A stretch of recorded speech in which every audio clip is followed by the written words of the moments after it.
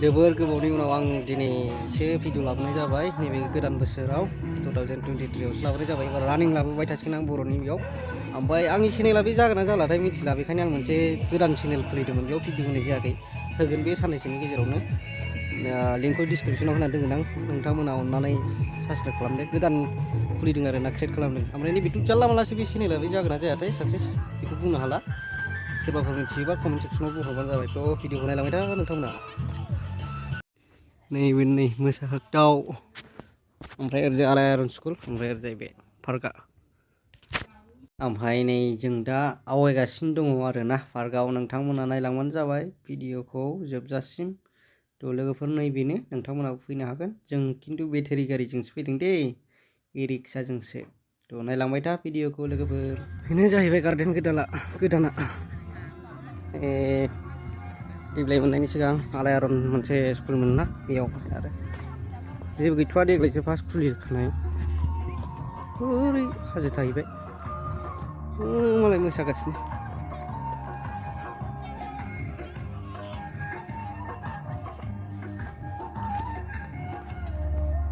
नोंथांमोनाबो फैनानै नायफैनो हागोन बेरायफैनो हागोन पिकनिक जाफैनो हागोन आरो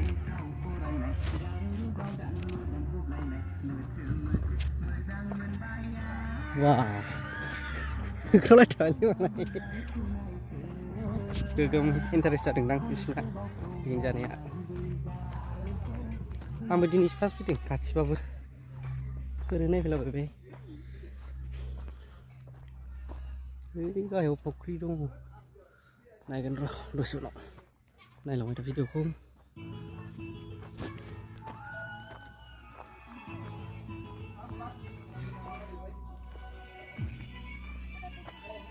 ओइ दैसिम थांबाय आरो बे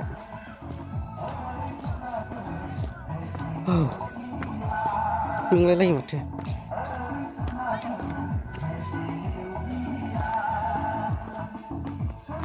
बायदि जिरायग्रा माबा माबि खालमासि मोजां जागोन देग्लाय अपेनिंथ' देग्लायसो गोदान नालाय थ' बेखायनो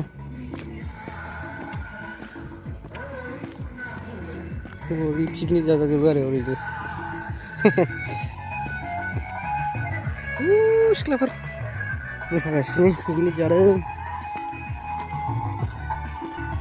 सिख्लाफोर गोजा सेंग्राफोरबो दं खोमा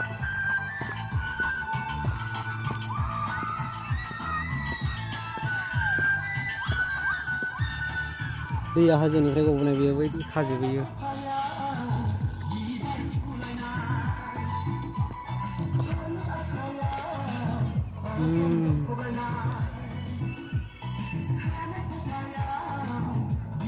नोंथांमोनाबो फैनो हागोन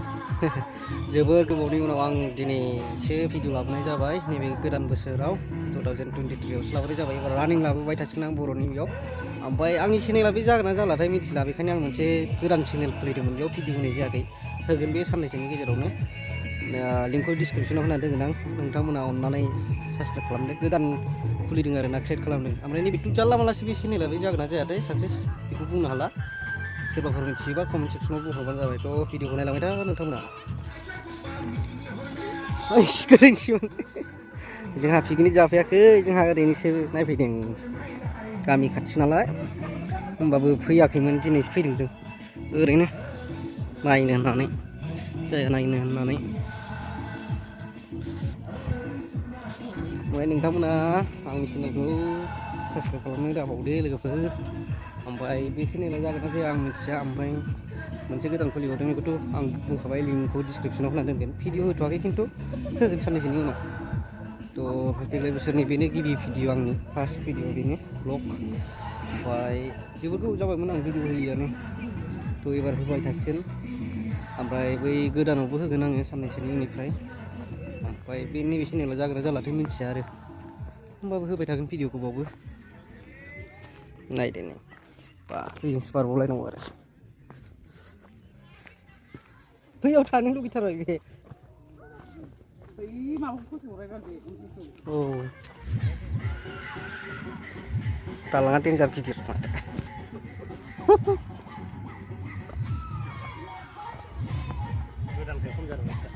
औ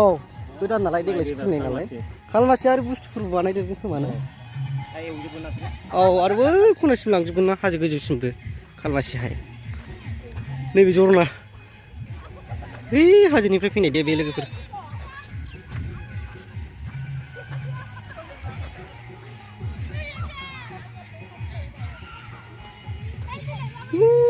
जरनाया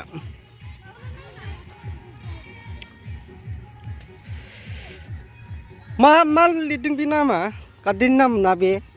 बैयो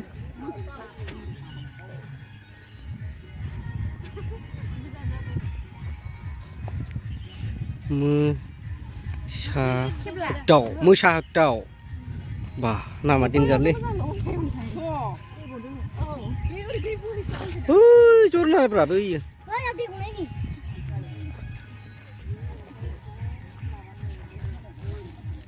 नोंथांमोना मालाबा फैनानै नायफैनो हागोन बेरायफैनो हागोन गार्डेन नामखौ आं दासो नायबावदों मोसा दाउनो नामा मोसा दाउ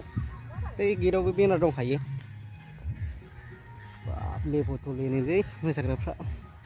बे खालमासि बोथिंबो एवजोबगोन बे गोजौसिम लांगोन आरो बै बे हाजोसो जाहैबाय नोंथांमोना भिडिअखौ नायलांदो जेबो गैया बांद्राय देग्लाय खालि ओरैनो जायगाफोरखौ नायनानै नायनो फैनो हागोन गोजौसिम थाहैथारगोन बेथ' गोथौसिम जरनाया मा नुखो साम'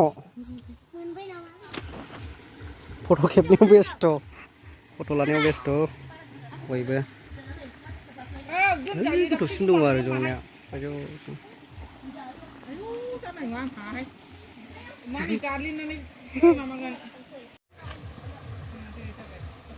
गोदो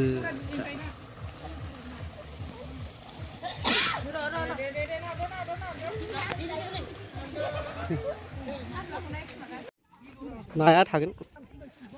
बेयो गोथौ खोमानोदांलै मालाय सिख्लाफ्रा हनै गाखोनानै फट' खेबदों बिफाङाव चीटिंग करता है तू जायगाफ्रा जायगायालाय मोजां जागोन बे बानायबा खालमासिथ' डेन्जार जागोन बे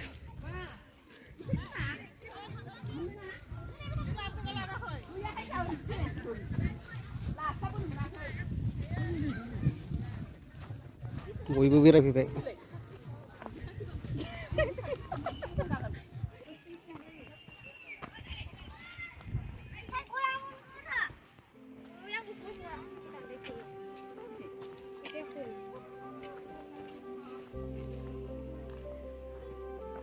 जिरायग्रा आरो दसे रेस्ट लाबाय बेरायनानै बिदि दं बिथिङाव दं जिरायग्रा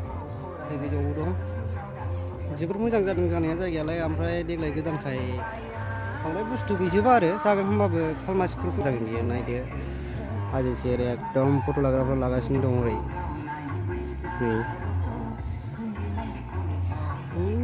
बिफां गेजेरजों नाहरदो मोसालागासिनो हनै हनै हनै हनै मोजां जादों जायगायालाय गार्डेन नामखौनो मिथिबावामोन मोसाहागदावनो गार्डेन नामा ओमफ्राय दिनैनि भिडिअखौ बेयावनो फोजोबनोसै थ' भिडिअखौ मोजां मोनदोंबा लोगोफ्रा लाइक शेयार ओमफ्राय चेनेलखौ साबस्क्राइब खालामना होदो आं दहायनो बुंखादों आंनि बे चेनेला जोबोर गोबाव जाबाय आं भिडिअ होयैया